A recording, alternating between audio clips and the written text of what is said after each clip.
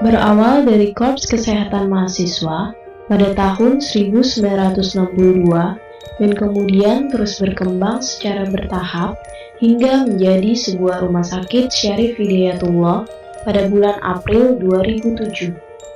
Terletak di lokasi strategis, yaitu di Jalan Insinyur Haji Juanda, nomor 95, Ciputat Timur, Tangerang Selatan. Rumah sakit Syarif Hidayatullah merupakan salah satu bagian dari Universitas Islam Negeri Syarif Hidayatullah Jakarta. Visi dari Rumah Sakit Syarif Hidayatullah adalah menjadi rumah sakit bernuansa Islam yang memiliki citra positif dan mampu memberikan pelayanan secara paripurna kepada masyarakat.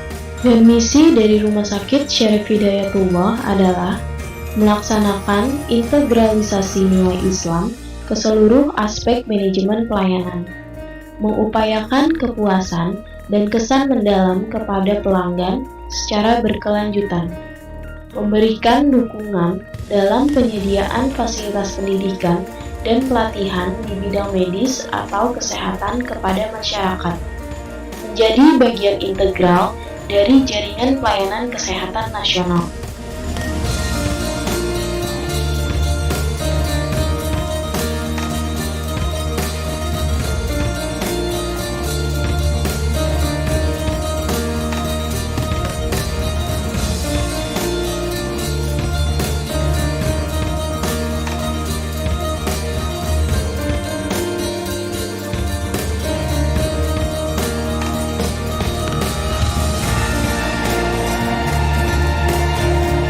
Rumah Sakit Syarif Hidayatullah siap melayani pasien dan tanggap menangani semua permasalahan kesehatan, dan juga didukung oleh tenaga medis dan non-medis yang ahli pada bidangnya, bekerja secara profesional, dan melayani dengan sepenuh hati.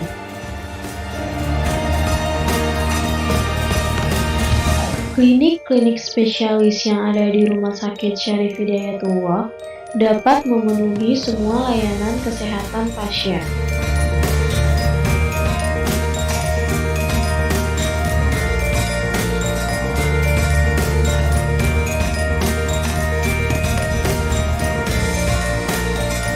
Selain didukung dengan tenaga medis yang ahli pada bidangnya, Rumah Sakit Syarif Hidayatullah juga didukung oleh fasilitas pelayanan penunjang medis yang lengkap.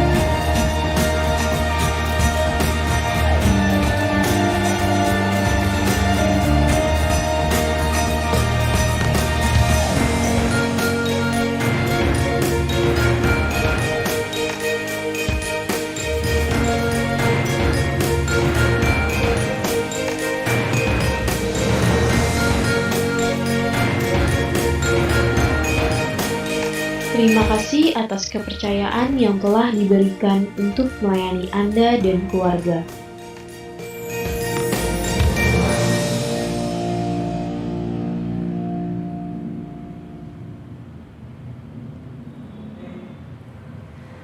Assalamualaikum warahmatullahi wabarakatuh. Halo, selamat pagi Syahid Lovers. Senang sekali kita dapat berjumpa kembali dalam kegiatan Instagram Live bersama dengan Rumah Sakit Syarif Hidayatullah. Dengan saya Naura yang akan memandu jalannya acara kita pada pagi hari ini. Dalam rangka memperingati Hari Osteoporosis Sedunia yang jatuh pada tanggal 20 Oktober 2020 kemarin, hari ini kami akan mengadakan kegiatan Instagram Live bertemakan osteoporosis dengan judul Kenali dan Cegah Osteoporosis. Saat ini saya sudah bersama dengan narasumber kita, yakni Dr. Pandu Anugrawan SPOT. Beliau merupakan salah satu spesialis ortopedi dan traumatologi yang berada di Rumah Sakit Syarif Hidayatullah. Yuk kita sapa saja. Assalamualaikum dokter. Waalaikumsalam Mbak Naura. Gimana kabarnya dokter? Alhamdulillah baik. Alhamdulillah ya dok. Sudah siap dokter untuk sharing-sharing ilmunya mengenai osteoporosis hari ini? Insya Allah. Insya Allah ya dok. Baik. Nah, sebelum kita mulai kegiatan kita pada pagi hari ini, izinkan saya untuk mengingatkan kepada Syahid Lovers yang memiliki pertanyaan seputar dengan topik kita, untuk jangan sungkan menuliskan pertanyaan-pertanyaan yang Syahid Lovers punya di kolom komentar. Nah, nanti pertanyaannya akan dibahas bersama pada sesi interaktif nanti. Baik, memasuki topik kita hari ini ya dok, sebenarnya osteoporosis itu bagaimana sih dok? Itu apa dan penyebabnya bagaimana? Penyebabnya itu apa gitu dok? Oh iya, ya terima kasih pada Mbak Naura, pada tim dari Rumah Sakit Syarif Hidayatullah dan Syahid Lovers. Sebenarnya topik hari ini tuh merupakan topik yang umum ya, dan sudah sering sekali diulang-ulang, dan dalam rangka memperingati Hari Osteoporosis Sedunia, jadi kita refreshing aja sih sebenarnya gitu. Jadi untuk osteoporosis itu adalah suatu kelainan yang ditandai dengan penurunan massa dari tulang dan juga ditandai dengan adanya kerusakan pada struktur tulang, seperti itu. Jadi kegabungan dari kedua hal tersebut membuat si tulang itu menjadi lebih rentan atau lebih lemah secara kekuatan dibandingkan dengan orang-orang lain pada usia, kemudian jenis kelamin dan rasnya itu sendiri, seperti itu. Jadi hal-hal yang menyebabkan pelemahan dari tulang tersebut bisa kita kategorikan menjadi beberapa sebabnya. Yang pertama kita kategorikan sebagai osteoporosis primer. Jadi osteoporosis primer itu merupakan pelemahan tulang diakibatkan karena usia dan adanya penurunan dari kadar-kadar hormon yang ada dalam tubuh, seperti itu. Jadi kita sering kenal osteoporosis primer itu sebagai osteoporosis pada orang-orang tua, terutama pada kaum wanita, bisa kita sebut sebagai postmenopausal osteoporosis. Dan juga ternyata osteoporosis juga tidak terbatas hanya pada wanita saja atau wanita tua. Laki-laki tua pun juga bisa terkena osteoporosis. Nah, ini dia. Jadi akan tetapi waktunya lebih lama dibandingkan dengan wanita. Kalau wanita biasanya postmenopause ya, umur sekitar 50 tahun. Nah, kalau pada laki-laki dia juga akan menurun hormon androgennya itu sekitar 15 sampai 20 tahun kemudian. Jadi laki-laki pun juga bisa terkena osteoporosis, tetapi masa mulainya osteoporosis untuk laki-laki itu lebih lama dibanding dengan wanita, seperti itu. Terus kemudian ada osteoporosis primer, ada juga osteoporosis sekunder. Osteoporosis sekunder itu adalah osteoporosis yang bisa menyerang pada segala rentang usia, ya, yang diakibatkan oleh akibat tertentu, akibat sekunder yang bisa untuk dilakukan penyembuhan atau koreksi. Jadi itu gambaran osteoporosis secara umum, Mbak Naura.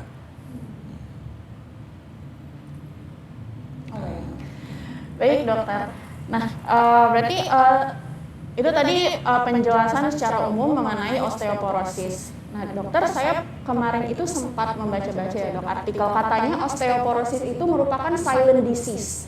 Itu maksudnya bagaimana dok?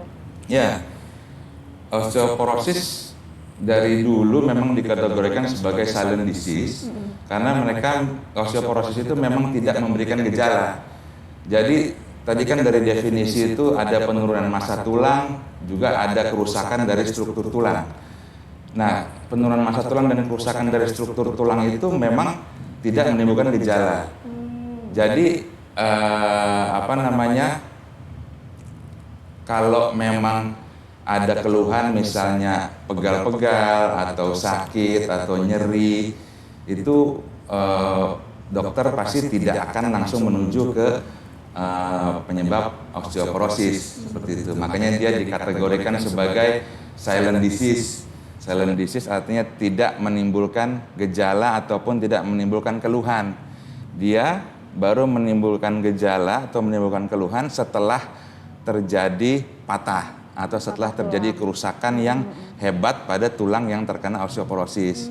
Contohnya misalnya kayak kalau orang tua itu kan bisa kita bilang sebagai tulangnya lemah ya karena osteoporosis. Jadi kalau dia jatuh dengan trauma yang minor itu bisa menimbulkan trauma dibandingkan dengan wanita atau pria muda jatuh dengan trauma yang minor biasanya kan nggak ada masalah. Nah kalau misalnya orang-orang tua yang dengan osteoporosis dengan trauma minor saja itu bisa menimbulkan masalah yaitu fraktur atau patah tulang pada tulang-tulang tertentu yang terkena osteoporosis, Mbak Naura.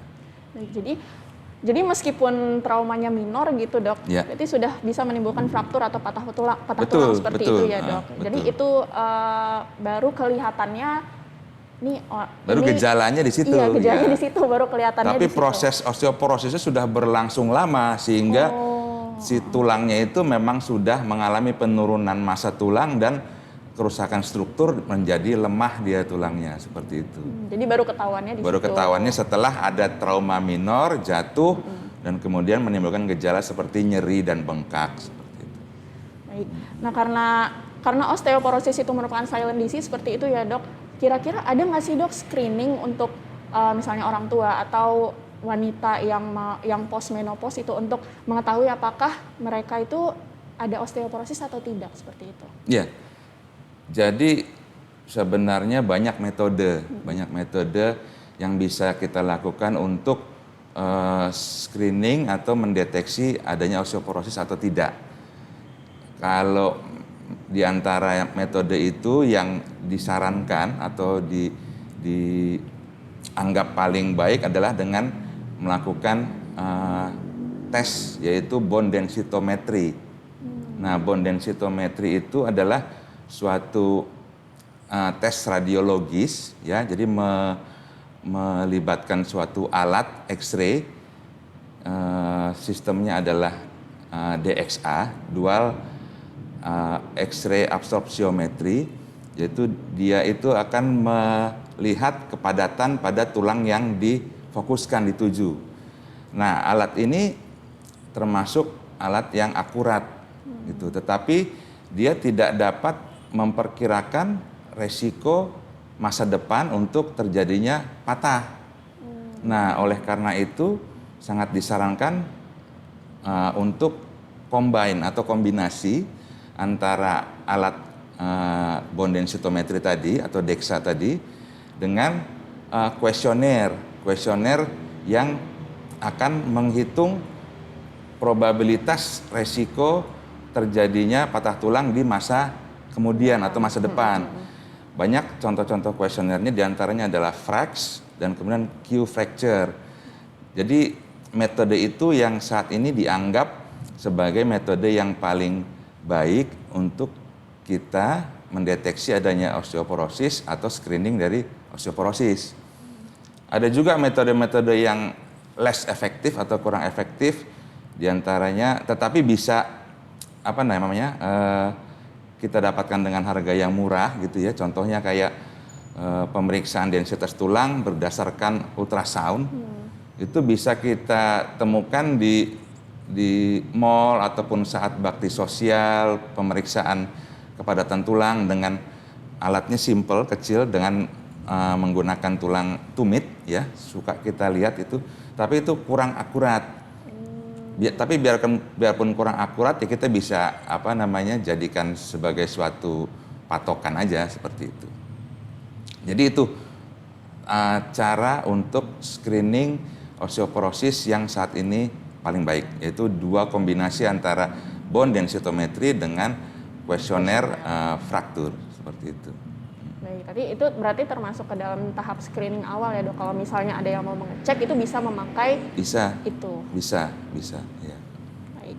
Nah, saya ingin mengingatkan ya dokter kepada para Syahid Lovers yang mungkin sudah memiliki pertanyaan nih kepada Dokter Pandu, silahkan saja tuliskan pertanyaan yang Syahid Lovers punya di kolom komentar. Baik dokter, nah tadi dokter sempat menyampaikan nih bahwa osteoporosis itu ada 2 ya dokter, ada osteoporosis primer dan osteoporosis sekunder. Nah osteoporosis primer itu salah satunya yang terjadi kepada wanita postmenopause. Itu ya dok, berarti benar ya dok, perempuan itu beresiko lebih tinggi terkena osteoporosis? Betul. Ya. Tapi apakah itu memungkinkan dok kalau misalnya terjadi kepada dewasa muda osteoporosis ini? Ya, mungkin saja terjadi, tetapi kembali lagi ke penggolongan definisi, itu masuknya bukan karena sebab utama atau primer osteoporosis, tetapi masuknya ke dalam sebab-sebab sekunder. Bagaimana orang-orang muda bisa terkena osteoporosis? Bisa ada sebab sekundernya. Salah satunya adalah pertama karena orang itu tidak pernah bergerak atau imobilisasi, tidak pernah mobilisasi atau bergerak gitu ya. Contohnya seperti orang yang sedang sakit gitu ya. Kemudian orang yang mengalami lumpuh atau cedera saraf tulang belakang gitu ya. Itu bisa menyebabkan osteoporosis karena tidak adanya exercise yang melatih supaya tulangnya menjadi kuat. Itu satu. Yang kedua, bisa juga karena orang-orang yang menderita hipoparathyroidism atau ada latar belakang penyakit-penyakit hormonal, atau orang-orang yang orang-orang yang sedang menjalani pengobatan-pengobatan dengan radioterapi atau kemoterapi. Itu bisa juga menimbulkan osteoporosis sekunder. Kemudian orang-orang dengan alkoholisme atau orang-orang yang suka minum alkohol yang lebih dari 12 sampai 14 unit per minggu. Kalau alkohol 1 unit itu kita anggap sebagai 1 gelas alkohol atau 1 gelas anggur gitu ya. 1 porsi anggur yang single itu dianggap sebagai 1 unit. Kalau misalnya 12 unit per minggu sampai 14 unit per minggu, bisa kita bayangkan bahwa memang alkoholisme itu bisa menyebabkan gangguan pada kepadatan tulang seperti itu Mbak Naura. Berarti ada faktor gaya hidup juga ya dok? Ada faktor gaya hidup, ada faktor penyakit, dan ada faktor hormonal dan faktor-faktor seperti pengobatan lain yang bisa menyebabkan osteoporosis selain pada osteoporosis yang diderita oleh golongan-golongan tua seperti itu. Kalau kebiasaan merokok itu juga bisa menjadi faktor? Salah satunya bisa. Kebiasaan merokok juga bisa. Baik. Dan ada juga ya dokter osteoporosis yang primer yang terjadi ke anak-anak juvenil. Nah, itu sebenarnya nggak masuk ke golongan osteoporosis. Karena tanda dari ciri khas dari osteoporosis secara umum itu mengenai pada tulang-tulang yang sudah termineralisasi sempurna. Kalau anak-anak kan masih ada lempeng pertumbuhan. Jadi lempeng pertumbuhan itu belum termineralisasi secara sempurna. Jadi kalau anak-anak golongannya beda lagi. Seperti itu. Jadi bukan masuk ke dalam golongan osteoporosis, tetapi mungkin masuk ke dalam golongan-golongan kurangnya intake kalsium, kurangnya intake vitamin D, atau kurangnya intake paparan dari sinar matahari. Di antaranya ya kita sering lihat ada penyakit rickets, ya kan? Terus kemudian penyakit rickets, kurangnya vitamin D, ya, yang menyebabkan tulangnya si anak itu menjadi lemah seperti itu. Kemudian ada satu lagi penyakit bawaan yaitu osteogenesis imperfecta. Tetapi itu tidak digolongkan sebagai golongan osteoporosis. Karena yang tadi tulangnya belum termineralisasi secara sempurna seperti orang dewasa, seperti itu Mbak Naura. Tapi apakah itu termasuk kelainan, dokter? Iya, itu termasuk kelainan yang bisa kita perbaiki seperti itu. Kita bisa cegah dan kita bisa perbaiki. Sama dengan halnya seperti osteoporosis, bisa kita screening tadi awal, kemudian bisa kita cegah dan bisa kita perbaiki seperti itu. Jadi nanti silahkan untuk berkonsultasi dengan dokter ortopedi yang menjadi dokter bagi Shahid Lovers. Baik. Nah, kita boleh masuk ke sesi diskusi aja ya dokter. Ini sudah ada 2 pertanyaan yang masuk. Yang pertama dari Bekti 1105. Dok, jika punya 3 anak lelaki semua, apakah lebih tinggi risikonya untuk mengidap osteoporosis? Ya, jadi penyebab sekunder dari osteoporosis juga disebutkan pada saat pregnancy. Gitu. Jadi pada saat pregnancy memang ada peluang untuk wanita mengidap osteoporosis sekunder tadi karena sebab pregnancy tadi gitu. Maka sangat disarankan pada saat pemeriksaan antenatal care dengan dokter obgynnya itu pasti akan selalu diberikan suplemen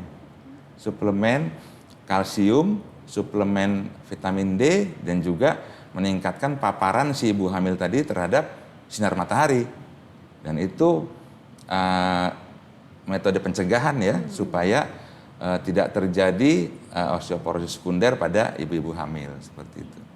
Kalau penyebabnya itu karena hormonal gitu ya dok? Apa bagaimana? Iya, penyebabnya karena hormonal dan kemudian juga karena si ibu kan mengandung bayi juga perlu nutrients untuk pembentukan sel-selnya dan pembentukan tulangnya. Nutrients itu diambil dari ibunya, gitu. Sehingga dengan kata lain ya ada 2 orang kan di situ kan, sehingga kebutuhannya pasti akan bertambah seperti itu. Baik. Kalau dalam kasusnya Ibu Bekti, jika mempunyai 3 anak lelaki semua, kira-kira risikonya itu mengidap osteoporosis lebih tinggi atau bagaimana dok? Ada hubungannya? Sebenarnya nggak ada hubungannya antara jenis kelamin si anak gitu ya, mau itu laki-laki, perempuan ataupun jumlah kehamilan ya, jumlah kehamilan tidak secara langsung berhubungan kepada resiko osteoporosis seperti itu. Jadi selama si ibu tadi melakukan pencegahan terhadap osteoporosis dengan baik, yaitu dengan cara suplementasi kalsium, vitamin D, kemudian menambahkan paparan sinar matahari, dia akan bisa terhindar dari osteoporosis sekunder yang disebabkan karena gangguan dari selama kehamilan seperti itu. Oke, baik.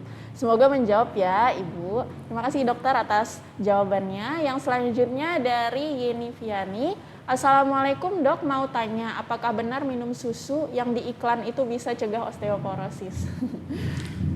Ya mungkin ada beberapa merek ya. Iya, nggak usah sebut mereknya. Jadi memang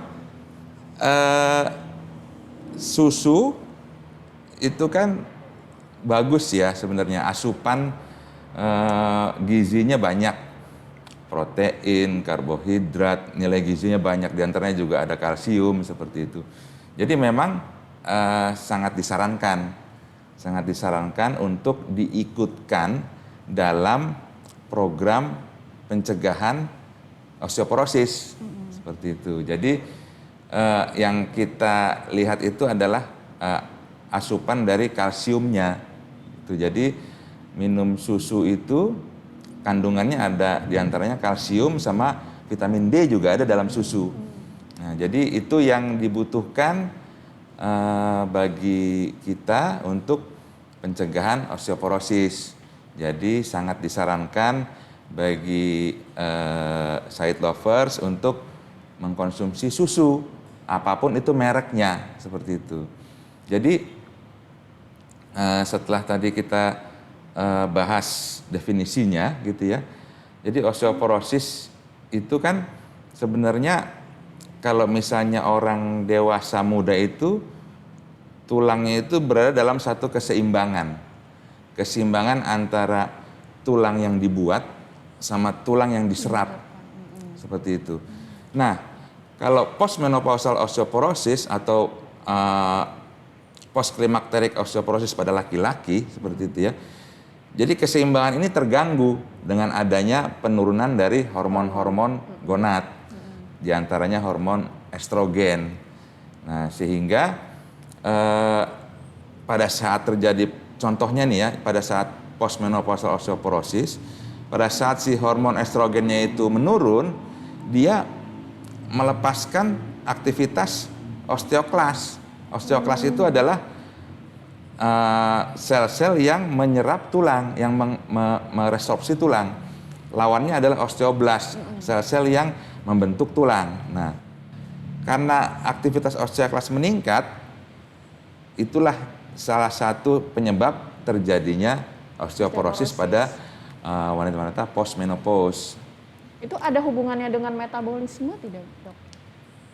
Iya, ada hubungan dengan metabolisme dikarenakan penurunan aktivitas dari hormon, terutama estrogen, sehingga metabolisme si osteoklas jadi meningkat. Gitu. Jadi Sehingga lebih banyak osteoklasnya daripada osteoblasnya. lebih aktif si osteoklas dibandingkan si osteoblas yang biasa-biasa aja gitu. Jadi oleh karena itu ya karena dia osteoklasnya aktif, penyerapan tulang juga lebih banyak sehingga tulangnya lebih rentan untuk terjadi kerusakan pada struktur dan lemah seperti itu. Nah. Tapi kembali lagi ke pertanyaan dari Ibu Yeni Viani, berarti kan tidak hanya susu-susu yang di iklan itu saja ya, Dok, tapi jenis susu apa saja itu bisa membantu untuk mencegah osteoporosis? Ya, selain itu intinya apapun itu bentuknya, mau itu susu kah atau jenis makanan atau suplemen gitu ya. Jadi yang penting itu ada beberapa sebenarnya. Pertama adalah kalsium, itu jelas. Kedua adalah vitamin D. Nanti kita bahas tentang vitamin D. Terus setelah kalsium, vitamin D yang perlu juga adalah paparan sinar matahari. Nah, paparan sinar matahari ternyata nih yang sangat kita perlukan adalah paparan dari sinar ultraviolet B. Nah, biasanya kan kalau misalnya kita mau berjemur nih, kita berjemur kan pengennya ya suka-suka kita gitu ya. Oh, pengennya saya pilih yang jangan panas-panas deh gitu. Saya pilih berjemur pagi-pagi aja jam 7 sampai jam 8. Atau yang pas sore-sore supaya kulit nggak hitam gitu ya. Yang jam 5 sampai maghrib gitu. Ternyata jam-jam itu sinar ultraviolet B-nya sedikit. Justru yang banyak itu adalah kalau menurut buku ya, yang banyak itu adalah dari mulai jam 10 pagi sampai jam 4 sore. Nah, itu dia. Jadi tolong dimengerti ya, side lovers ya, bahwa memang jangan berjemurlah sesuai dengan jam-jam di mana paparan ultraviolet B-nya tinggi dan cukup, seperti itu. Dan kemudian waktu yang dibutuhkan untuk berjemur jangan lama-lama, cukup 15 sampai 30 menit aja dan tanpa menggunakan pelindung. Jadi maksudnya sunscreen seperti itu, Dok? Iya, jadi gini, ultraviolet B itu tidak bisa menembus lapisan meskipun itu lapisan kaca bening. Jadi disarankan kita itu berjemur terkena kontak sinar matahari langsung tanpa ada penghalang. Ya kan, misalnya ada kaca bening, oh kaca bening sinarnya masih terasa kok, masih panas, tapi ultraviolet B-nya nggak bisa tembus. Gitu. Jadi lebih baik di ruangan terbuka kita berjemur dari jam 10 sampai jam 4 sore waktunya, lama kita berjemur itu 15 sampai 30 menit tanpa adanya pelindung, tanpa pakai sunscreen, tanpa pakai apapun lah itu bentuknya, kayak apa, sunblock atau apa gitu ya. Nah, itu. Atau ada juga sekarang tuh kayak, ya nggak di Indonesia sih, tapi di luar negeri, alat yang penghitam tubuh, ya tanning seperti itu juga mengandung sinar ultraviolet B juga, itu juga disarankan, tetapi ya memang sesuai dengan penggunaan yang sudah dikonfigurasi pada si alat tadi gitu ya.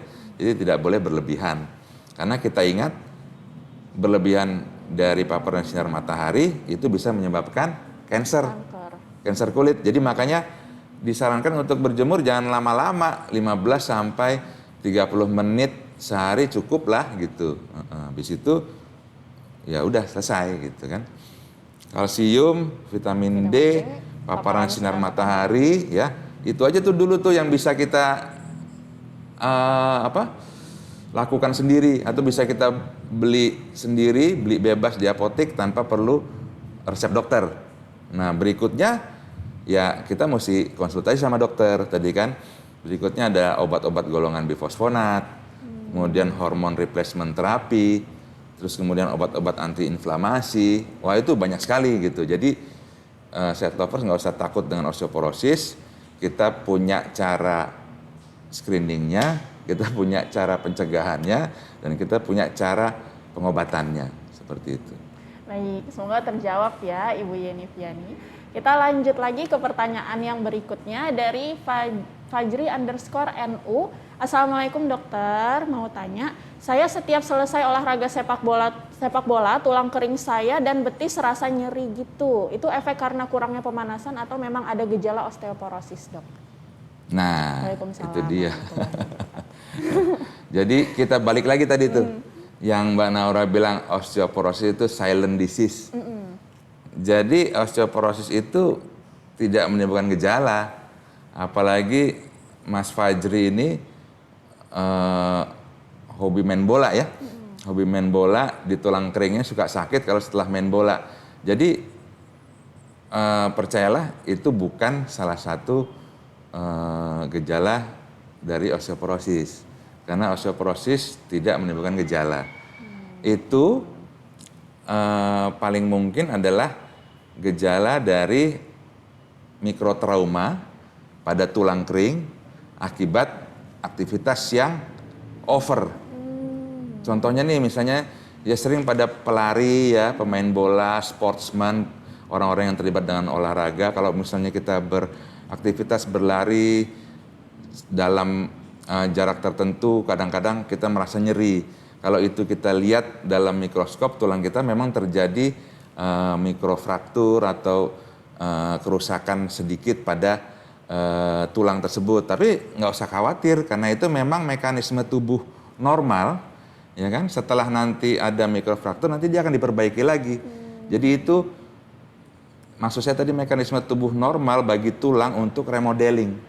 Dengan osteoblast tadi ya? Dengan cara tadi, seperti itu. Ya ada kerusakan, nanti diperbaiki, nanti bagus lagi, nanti ya apa namanya, jadi remodeling tulang, seperti itu.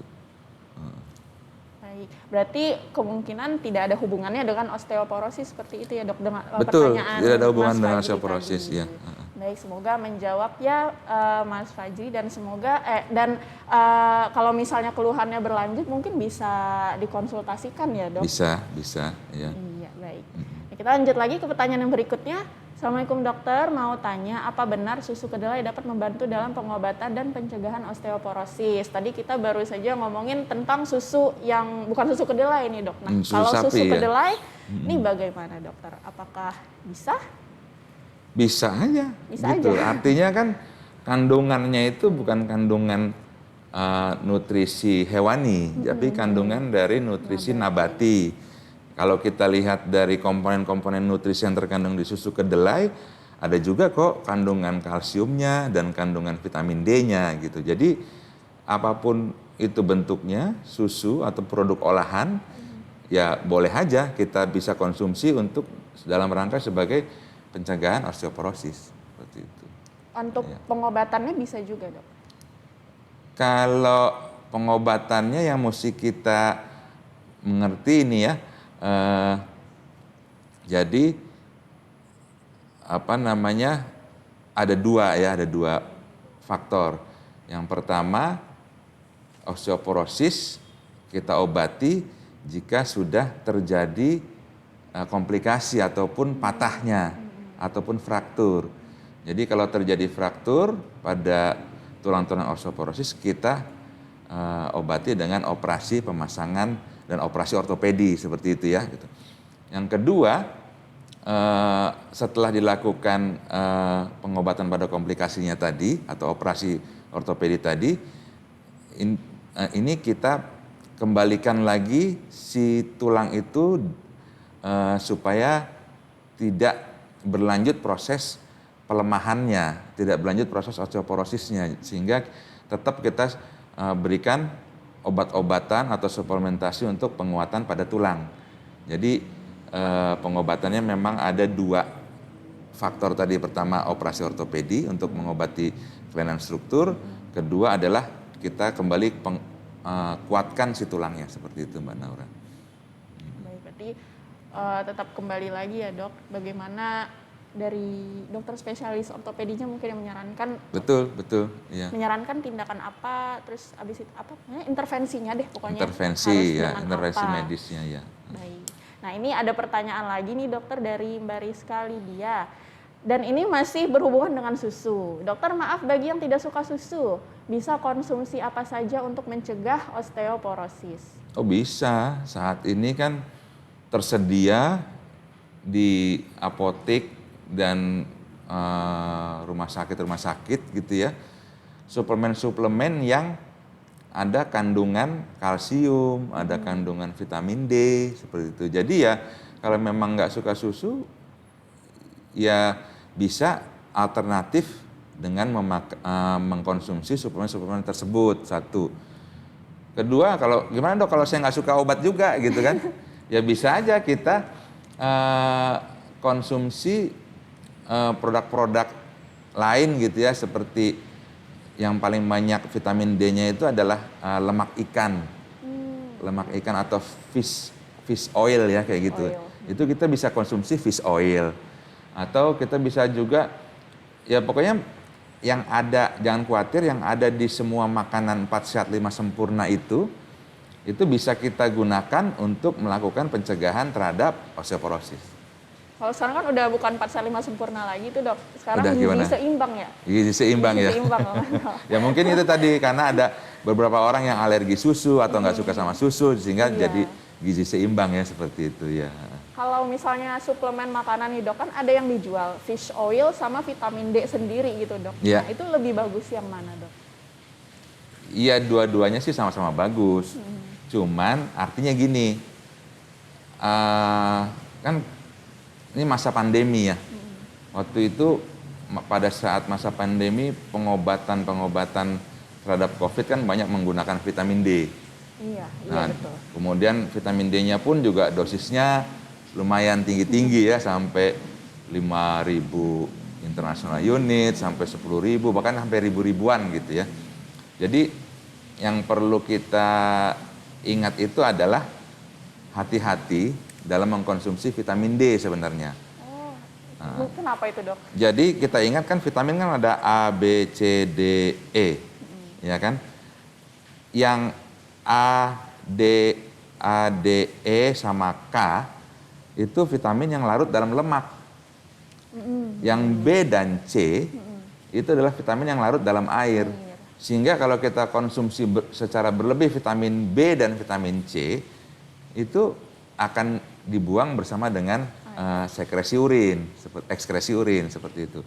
Nah, tapi kalau vitamin A, D, E, dan K itu nggak bisa secara langsung dibuang, itu akan dideposit dan akan bisa menimbulkan yang namanya overdose atau reaksi yang tidak diinginkan karena berlebihan konsumsi dari vitamin D.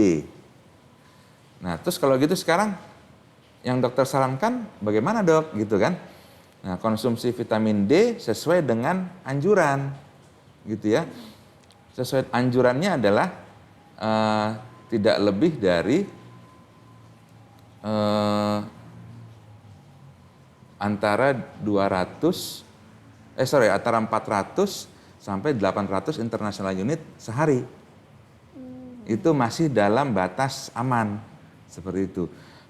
Terus dok, saya suka minum yang 1000, saya suka minum yang 2000, yang 3000, ya boleh aja gitu. Tetapi kalau minum itu, Anda harus rajin-rajin periksa serum vitamin D, level dari serum vitamin D, gitu. Supaya apa? Supaya tidak berlebihan dan tidak terjadi reaksi yang tidak diinginkan tersebut, tidak terjadi komplikasi karena overdose seperti itu. Jadi boleh saja minum 1000, 2000, 3000 asal rajin cek.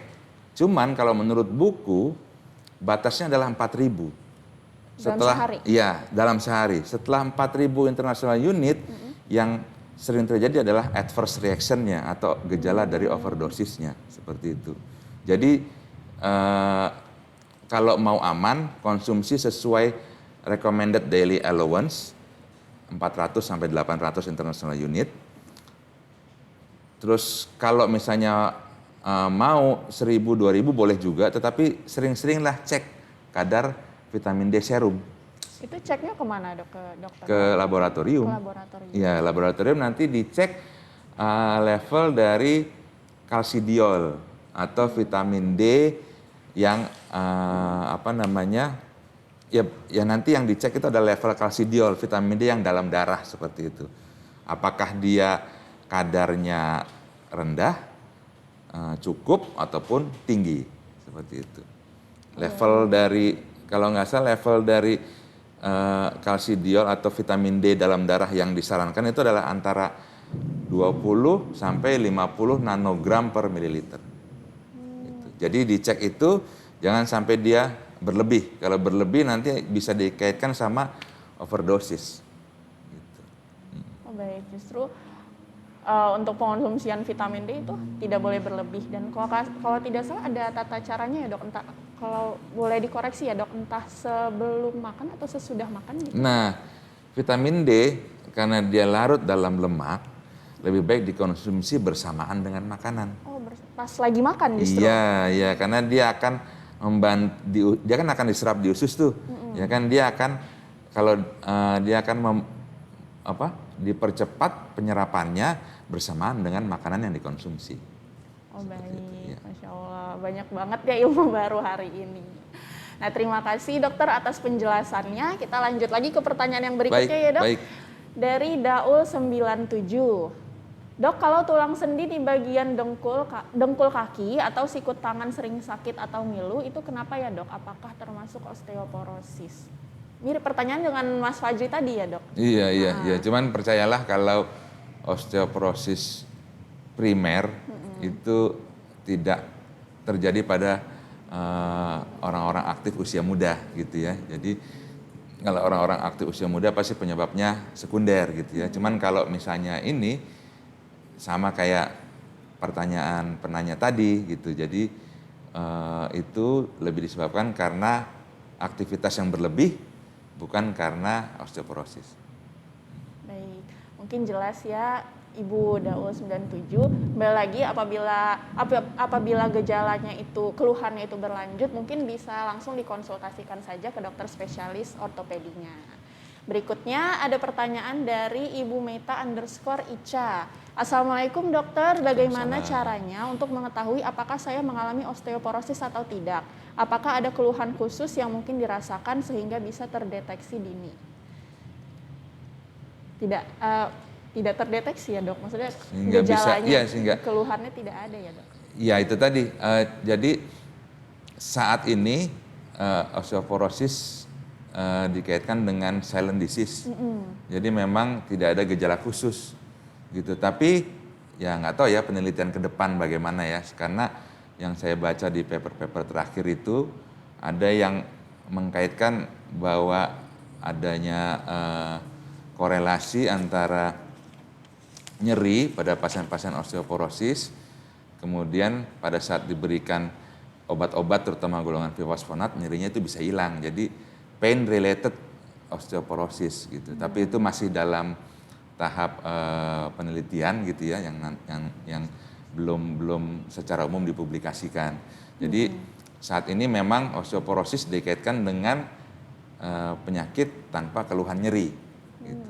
Terus kemudian tadi yang Ibu Meita tanya bagaimana cara mengetahui, berarti kan screening tadi ya, metode screeningnya tadi ya, yang saya sudah jelaskan tadi bahwa memang screening yang paling baik adalah pengkombinasian antara bone densitometry dengan kuesioner fraktur, Q-FRAC ataupun pakai FRAX seperti itu. Jadi silahkan datang berkonsultasi kepada dokter ortopedi sehingga kita bisa lakukan screening supaya bisa mengetahui bagaimana resiko Bapak atau Ibu sekalian terhadap osteoporosis ataupun kemungkinan terjadinya fraktur di masa yang akan datang. Dengan kuesioner tadi ya dok? Iya, kuesioner dan digabung dengan bone densitometry. Ya, mudah-mudahan di Rumah Sakit Syarif Hidayatullah nanti bisa ada alat DEXA ya, bone densitometry. Semoga gitu setelah acara ini mungkin Rumah Sakit Syarif Hidayatullah bisa mengadakan alat tersebut. Baik, semoga terjawab ya Ibu Meita. Kemudian untuk pertanyaan terakhir mungkin ya dok, karena kita sudah diburu waktu juga, dari Tina_UIN. Assalamualaikum dokter, apa perbedaannya antara osteoporosis dengan pengapuran? Nah ya ini juga pertanyaan yang sering nih. Ya, jadi kita bicara dua hal yang berbeda. Kalau osteoporosis tadi secara definisi adalah penurunan densitas dan massa tulang. Tapi kalau pengapuran itu nama lainnya adalah osteoartritis. Itu hubungannya dengan sendi. Hubungannya dengan sendi. Jadi yang satu hubungannya dengan osteoporosis dengan struktur kepadatan tulang. Kalau osteoartritis adalah dengan gangguan pada sendi. Jadi memang beda antara osteoporosis dan osteoartritis. Tapi judulnya pengapuran ya dok? Ya memang pengapuran, tapi itu yang dibahas pada sendi. Di sendi tidak ternyata. pada struktur tulang. Nah kalau yang kita bahas struktur tulang itu namanya termasuk dalam lingkup osteoporosis. Tapi kalau kelainannya pada sendi itu masuk dalam lingkup osteoartritis. Jadi bedanya itu aja. Saya kira pengapuran itu juga ke tulang. Bukan. Ya? Pengapuran itu pasti sendi. Kalau osteoporosis pasti tulang. Baik, berarti ternyata ada perbedaannya nih antara osteoporosis dengan pengapuran. Mungkin masih banyak orang-orang yang ngira kalau itu sama, seperti saya tadi, saya kiranya sama osteoporosis dengan pengapuran. Baik dokter, nggak terasa nih dok, ternyata kita udah berbincang-bincang selama lebih dari 45 menit. Selama 45 menit, mungkin dokter ada sedikit yang mau disampaikan, terutama tadi mengenai langkah pencegahan ya dok? Iya, jadi osteoporosis memang silent disease, tetapi jika sudah terjadi komplikasi itu akan mengakibatkan gangguan yang sangat besar atau kecacatan yang sangat besar. Oleh karena itu, marilah kita bersama-sama untuk mencegah terjadinya osteoporosis dengan cara mengkonsumsi gizi yang sehat dan seimbang, kemudian olahraga yang rutin dan teratur, jangan lupa paparan sinar matahari, dan juga satu lagi jangan lupa berkonsultasilah sering-sering ke dokter ortopedi Anda. Gitu. Baik, sudah cukup itu saja dokter yang mau disampaikan? Iya, cukup. Oke, baik. Nah, nggak terasa dok, sudah lebih dari 45 menit, dan sebelumnya Kami ingin berterima kasih nih dokter kepada para partisipan-partisipan yang sudah hadir, yang sudah menonton siaran langsung ini, dan juga bagi teman-teman Syahid Lovers yang sudah memberikan pertanyaan yang luar biasa. Mohon maaf sekali kami belum bisa menjawab seluruh pertanyaannya karena keterbatasan waktu. Dan juga kami tidak lupa mengucapkan terima kasih yang sebanyak-banyaknya kepada Dokter Pandu yang sudah menjadi narasumber pada hari ini. Terima kasih atas sharing ilmunya ya dok, yang sangat membuka nih banyak sekali hal-hal baru yang justru kita belum tahu sebelumnya menjadi tahu, dan semoga bermanfaat bagi semua orang, bagi banyak pihak, dan juga menjadi amal jariah ya dok bagi kita semua. Amin ya Allah. Baik, bagi Syahid Lovers yang ingin berkonsultasi dengan Dokter Pandu, boleh nih langsung datang aja ke Rumah Sakit Syarif Hidayatullah. Dokter Pandu praktek setiap hari Senin, Selasa, dan Kamis pukul 8 sampai 9 malam, dan juga ada hari Jumat pukul 9 sampai 11 pagi. Untuk informasi lebih lanjut mengenai jadwal dokter dan juga mengenai layanan-layanan yang ada di Rumah Sakit Syarif Hidayatullah, Syahid Lovers silahkan saja hubungi kami melalui bagian customer service kami di 0217440535 extension 100 atau 200. Bisa juga hubungi ke nomor WhatsApp interaktif kami chat only 081791259660. Sekian Instagram Live kita pada pagi hari ini. Saya Naura selaku MC dan Dokter Pandu pamit undur diri. Sampai jumpa di kegiatan Instagram Live kami yang berikutnya. Wassalamualaikum warahmatullahi wabarakatuh. Waalaikumsalam warahmatullahi wabarakatuh.